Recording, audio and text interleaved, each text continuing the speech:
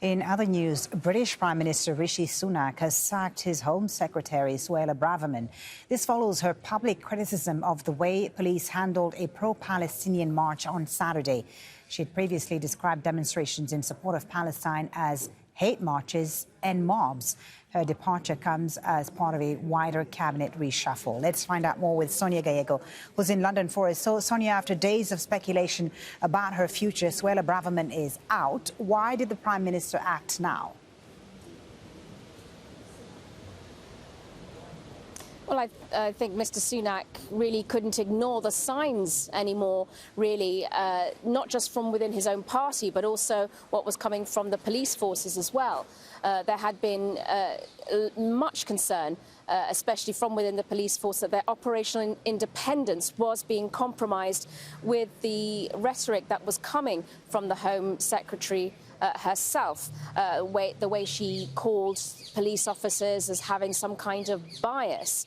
Now, while she has managed to row back on this a little bit, she did give a note of thanks to the police officers for the way that they dealt with the marches over the weekend. She still remained quite vocal, quite full-throated about her opinion of them, calling them hate marches still. And it seems that this increasing divide between Suella Braverman's opinions and the opinion of those even within her own party, that she is perhaps causing more division, more trouble, as evidenced by the appearance of the far right on Saturday's march. And this is more trouble than it is worth for the Prime Minister. So does this, Sonia, indicate a change in where the government is headed on this issue?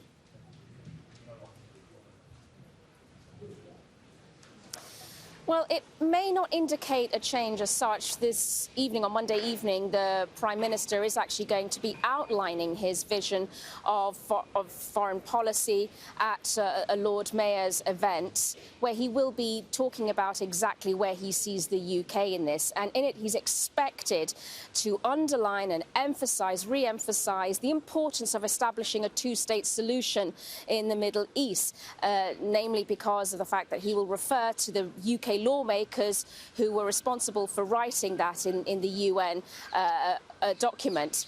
But they are likely to be not likely to be any other surprises, but it will actually refocus on how the UK is adamant in trying to make that two-state solution, there's two states, a reality rather than just a discussion with that as well. And of course, there is also the ongoing cries and of course the ongoing discussions for there to be the access to humanitarian aid. That is also being talked about more and more often, just like with France and the US as well. So the importance on human life being placed on this, as well as the definitive securing of that two-state solution. OK, Sonia, thank you very much. Sonia Gallego, live for us there in London.